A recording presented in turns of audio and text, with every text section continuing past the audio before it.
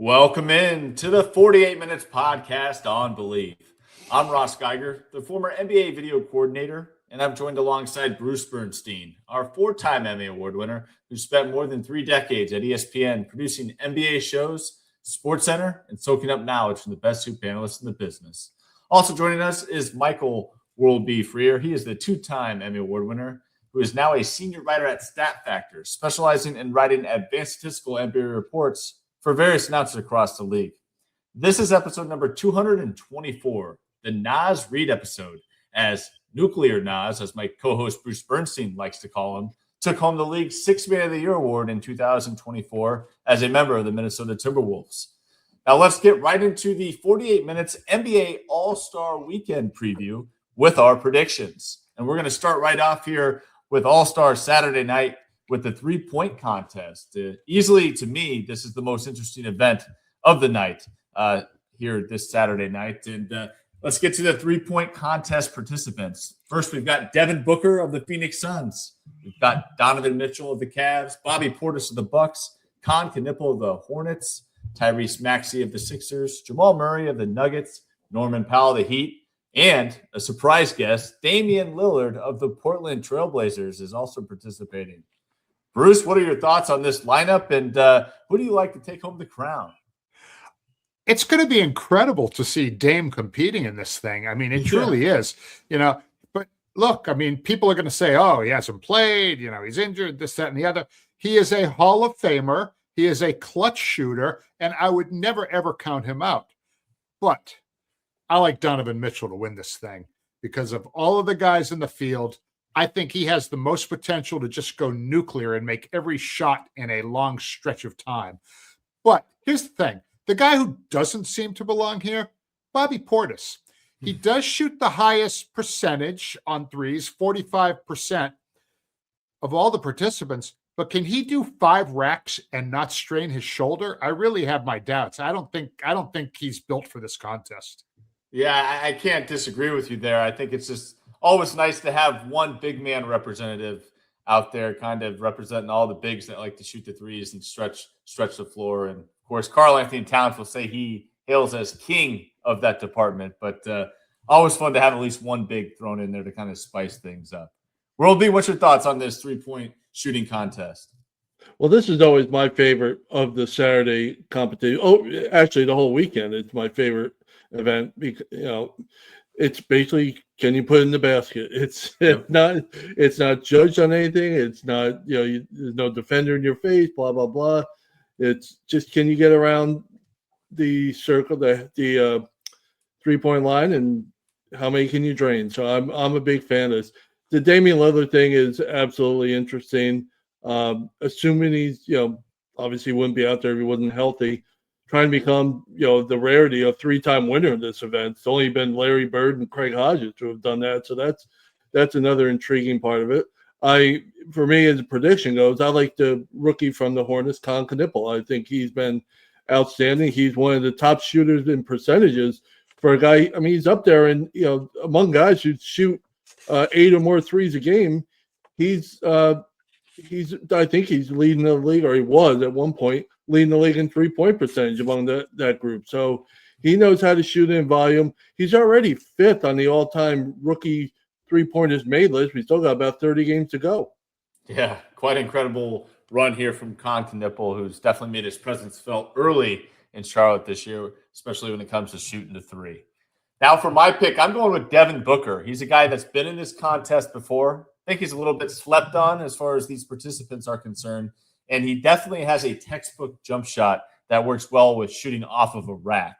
And the last time he was in this contest, I actually helped him prepare for it because he was a rookie with the Phoenix Suns, and I was a video coordinator with the Suns. So I would help him after practice set up the racks and get to working on that. So hopefully this time he didn't win it last year. He didn't win it last time. So hopefully he'll make it up for me here about 10 years later. It's never too late to make up for, letting me down the first time around. So we'll have to keep an eye on D-Book in the shooting competition. Now, next up, we've got the Shooting Stars competition. And for this, there are 4 teams.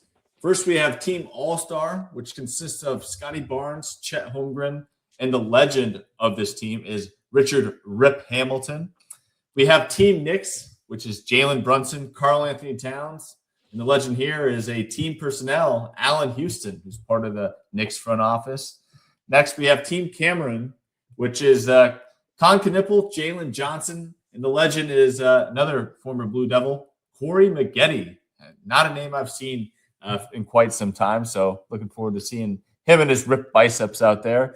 And last but certainly not least, Bruce, I think this is going to be your favorite team, Team Harper, as this team is all about family. It's Dylan Harper of the San Antonio Spurs, Ron Harper Jr. of your Boston Celtics, and of course the legend is Pops, Ron Harper Sr. So what is your thoughts heading into this competition and these teams? I love this concept here. It's a great way to connect generations of fans because not only are there legends, but there are actual marquee names competing in this thing as well. I mean, Karl Anthony Towns, Jalen Brunson. I mean, you kidding me? But look, let's talk about Team Harper for a minute. How many fans under 30 remember how great Ron Harper Sr. was? He won 5 championships with 2 teams, the Bulls and the Lakers. I call guys like Harp superstar glue guys. He retired after the 01 season. Now, Ron Jr. has benefited from that Anthony Simons trade because he's starting to get more minutes in Boston since that deal went down. He's been a journeyman. He's in like his 4th season, and he recently made his first NBA start for the C's. And interestingly, he played for the Pistons last year. So he could be a source of intel for the coaching staff should those teams end up playing one another in the postseason. And then there's Dylan, the Spurs top rookie, an absolute load to try and stop. 6'5", 215, plays both ends. He is a main reason the Spurs are where they are. But next year, instead of Team Cameron, I really feel they should have a Team Jalen. I'll go with Jalen Rose, Jalen Brunson, and Jalen Brown. I think that would be pretty good. They could even have a second team all Jalen with Duran, Johnson, and Green. So all of these teams look pretty evenly matched, but I'm actually going to pick Team Cameron to win this thing with Jalen Johnson, Con Knipple, and Corey Maggette. They've got passing, they've got shooting, and their legend is more youthful than guys like Rip, Ron Sr., and Allen Houston. So Team Cameron is my choice. All right. World B, I think I know who you want to win, but what's your thoughts on this competition and who you're going to predict to win it? Well, the best part about the competition is, as Bruce mentioned, is the star power, as it were. I mean, there's all-stars all over the place, or young stars all over the place, which is really, makes it interesting, makes it fun for Saturday evening. And, the Team Cameron thing with Con Knipple, one of the best rookies, and you got Jalen Johnson as a triple-double machine, the best one in the league outside of Denver. And, Team Knicks has a couple of all-stars in it. Scotty Barnes is an all-star. Chet Holmgren's an all-star with the group there. So it's really, and Dylan Harper, obviously another rookie in the mix. It's a lot of star power for this competition, which is great and super. I'm still trying to get over the whole Nick legend Allen Houston thing, but I'll deal with that. He's always favorite of me for my generation, the Knicks fan, just for his shot against Miami in the 99 playoffs. That being said, I don't know of anybody outside of New York that would consider him a legend, but that's fine too. That being said, I'm taking Team Knicks. I think they there we go. Why not? It makes you feel better, World B. I'm taking Team Knicks here as well because I think Jalen Cat and the sharpshooter Allen Houston will show up looking to win this thing. And I can tell you from past experience when I was with the Knicks, Allen Houston would still get out there on the practice court after some practices and shoot around with the guys, and he could still get it done and put it at the bottom of the net. So I think he's been practicing. Brunson and Cat are competitive guys. They're going to come into this thing being serious and trying to win it all. So here we go, me and you rooting on the Knicks. And Bruce, I like your choice as well with the youngsters of Team Cameron. Now, next up, we've got the slam dunk contest. And I got to admit, this is usually my favorite event every year, but it's now easily the event I'm least looking forward to because here are this year's contestants. We've got Spurs rookie Carter Bryant, Lakers big man Jackson Hayes, Magic rookie Jace Richardson, and Heat forward Kashad Johnson. That's the list. Those are the 4 participants. Bruce, what do you have to say on this one? It's not going to be the same with Mac McClung having retired from the slam dunk. Yeah. He gave this thing, he became something of a legend despite never making it as a star in the NBA. And I mean, he should have, look, it was probably his decision not to come back. Maybe he felt like he just didn't have it anymore and go out on top. But yeah, I mean, this is an underwhelming field. But I will say this, Carter Bryant of the Spurs is kind of intriguing. He's bouncy as hell, but he misses a lot of dunks in games too. I mean, I've seen the clips. And also, he may be in the wrong contest. In his last 4 games, all wins, he shot a combined 7 for 14 from three-point range. So maybe he should be in the three-point contest instead of the slam dunk. But my choice to win this thing is Jace Richardson. I think he has what it takes. He's my choice. Maybe his old man can be his setup guy. That would kind of be fun. Yeah, that would be a lot of fun if Jason Richardson is a part of this for sure. World B?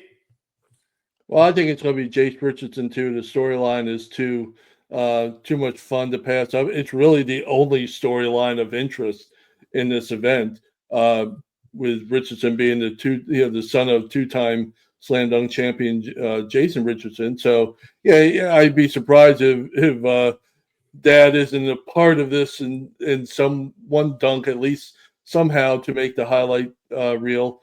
I mean, it seems like a logical choice here.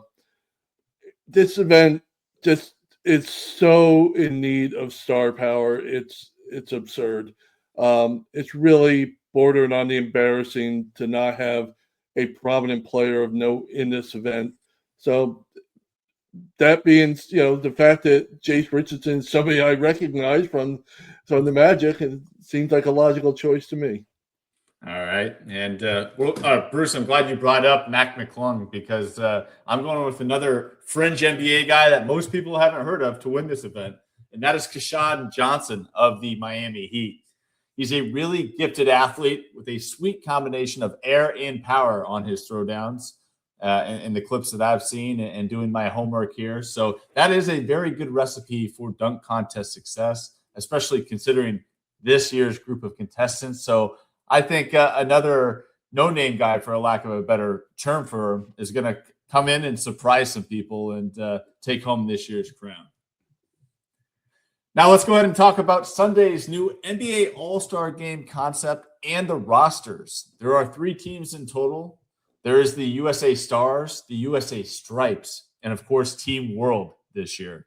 The US All-Stars were assigned to teams based on age. So the younger group is placed with the US Stars, and the older group is placed with the US Stripes. So for the US Stars, we've got Scotty Barnes, Devin Booker, Cade Cunningham, Jalen Duren, Anthony Edwards, Chet Holmgren, Jalen Johnson, and Tyrese Maxey. For the USA Stripes, we've got Jaylen Brown, Jalen Brunson. There's your Jalen's, Bruce. Steph Curry, Kevin Durant, LeBron James, Kawhi Leonard, Donovan Mitchell, and Norm Powell. And for Team World, we've got Giannis, who hasn't been so far, he's not been ruled out. I want to point that out. Denny Advia, Luka, the Joker, Jamal Murray, Pascal Siakam, Kat Alperen Sengun, who is playing in place of SGA, and Wemby. So, Bruce, now that you know the rosters here, what's your thoughts on this overall concept, and which team do you have your eye on to win this thing? Well, game 1 is the world team led by Giannis, Joker, and Luka, facing that USA Stars team led by Cade Cunningham, Anthony Edwards, and Maxey. The winner of that game advances to the championship game and faces the Stripes team led by Steph, LeBron, the 2 Jalens, and KD. So I guess those old guys needed a first-round bye to have enough energy to compete, in the finals. As a fan, I think it's going to be great fun to see Jaylen Brown and LeBron James playing on the same team. Same with Luka and Joker. But my pick is going to be the Stripes team. They only need 1 win instead of 2. The other teams both got to win 2. But I will not be shocked if the world team finds a way to win this. I mean, Wemby could just grab this thing by the throat and be a one-man wrecking crew. So I'm going with Stripes over World in the finals. But like I said, World has a puncher's chance. Well, the World on this show always has a puncher's chance as well. World B, what's your thoughts on this year's competition? I applaud the NBA for trying something different. They have to make this an interesting night. How sad is it that we even have to use that sentence in a basketball show? But they have to do something to try and make this game interesting. This is a good idea. I'll be interested. I'm with Bruce. I'll take the Stripes team. The fact they only have to win one game by itself is reason enough to take them. But I like the idea of KD, LeBron, Steph competing one more time together. And I think they're going to, if they put any effort into these events, these games, I like their chances to come away with the title. Yeah. Yep. I'm right there with you guys. My prediction is the U.S. Stripes team will face off against Team World in the championship game matchup. And let's just face it, we need to see Steph, KD, and LeBron one more time together. We saw it in the Olympics, but we need it again here on All-Star Weekend, going up against Luka, Joker, and Wemby as the three safe international superstars that will definitely be suiting up. Well, maybe Luka might be a question mark as of right now for that. But anything less than seeing the best in the world going up against Steph, KD, and LeBron would be a disappointment to me. So come on, bring it home for us here, old heads. We need the U.S. Stripes to take this one and have one more award added to their resume. And with that, that will do it for this edition of the 48 Minutes podcast on Believe. Thanks for tuning in, and we'll be back with you next week. Be sure you're up to date in 48 on all things around the association. I hope you enjoy All-Star Weekend. Take care.